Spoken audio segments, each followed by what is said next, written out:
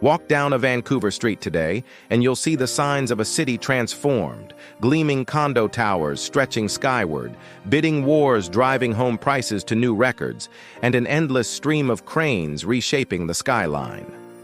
But beneath this glossy surface lies a growing unease.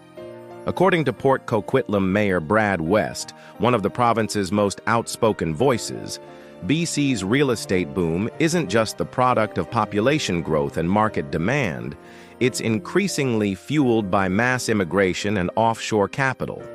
In an op-ed published today, West warns that this combination is creating an unsustainable bubble, propped up by cash flows rather than solid fundamentals like wages and productivity. It's a bold statement, but one that resonates with thousands of young British Columbians watching homeownership slip further out of reach. The question now is whether BC is building a stable housing future or setting itself up for a painful correction. The forces driving BC's real estate boom: 1. Population growth through immigration. Canada has seen record levels of immigration over the past several years, with BC absorbing a significant share of newcomers. Vancouver, in particular, remains one of the most attractive destinations due to its lifestyle, job opportunities, and cultural diversity. While immigration is vital for Canada's economy and demographic health, the pace of intake is colliding with a chronic housing shortage. Newcomers need homes immediately, and the supply pipeline, bogged down by permitting delays and construction bottlenecks, can't keep up. The result? Upward pressure on both rents and housing prices. 2. Offshore investment and capital flows. BC has long been a magnet for global wealth. Investors from overseas often view Vancouver real estate not just as housing, but as a safe haven asset, a place to park capital in a politically stable market. This influx of foreign money inflates demand for condos and detached homes, sometimes with little regard for local affordability. Even with provincial measures like the foreign buyers tax, offshore investment hasn't disappeared. It has simply adapted, often flowing through corporations, family members, or alternative structures. For Mayor West, this phenomenon means that housing prices are being set less by local incomes and more by external cash flows. 3. Speculative culture. Once housing prices begin to rise, speculation tends to follow. Home buyers and investors alike start to believe that prices will always go up, fueling bidding wars and pre-sale flipping. This speculative layer pushes housing further out of reach for families trying to buy a home to actually live in, not treat as a financial instrument. Why West says it's unsustainable. Mayor Brad West's warning is grounded in a simple truth. Housing markets that decouple from local economic fundamentals rarely end well. Income versus prices. In BC, the gap between household incomes and housing costs is among the widest in the world. If residents' earnings can't sustain current price levels, the market risks becoming detached from reality. Over-reliance on capital inflows, relying on external capital, whether from immigration demand or offshore investment, creates vulnerability. If those inflows slow down, demand could collapse suddenly, leaving overbuilt or overvalued assets behind. Historical parallels. Global housing bubbles from the U.S. in 2008 to parts of Asia in the 1990s show that unchecked speculation combined with external capital often leads to sharp corrections. West likens BC's current trajectory to a speculative bubble that could eventually burst, with painful consequences for homeowners, renters, and the broader economy. Counter-arguments. Why some say the market can hold. Of course, not everyone agrees with West's assessment. Proponents of the current model argue Canada needs immigration. With an aging population and labor shortages, immigration is essential to economic growth. More people inevitably means more housing demand. Global city dynamics.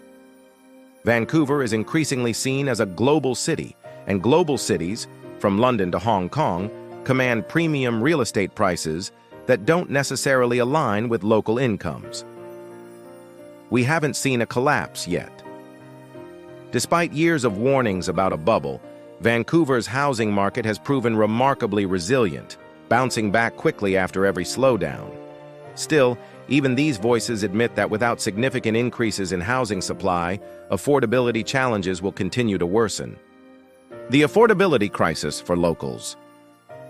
At the heart of the issue is a simple human story. Young families and first-time buyers are being locked out. Home ownership rates declining. For millennials and Gen Z in BC, the dream of home ownership has shifted from challenging to nearly impossible. Rent squeeze. With ownership unattainable, more people rent, pushing rents to historic highs. In Vancouver, average monthly rents now rival mortgage payments in smaller Canadian cities. Community strain. As families move farther out to the suburbs, communities face longer commutes, infrastructure pressure, and declining quality of life. This isn't just an economic issue, it's a social one.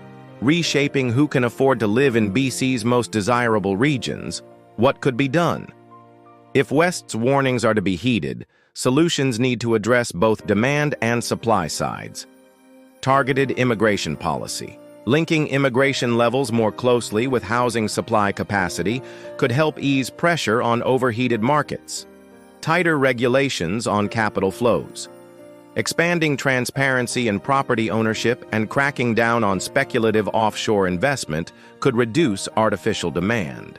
Accelerated housing supply, streamlining permitting, incentivizing purpose-built rental construction, and investing in middle-income housing are all essential steps. Tax policy adjustments. Policies like vacancy taxes, speculation taxes, and progressive property taxation could help reorient the market away from speculation and toward use as housing. Looking ahead.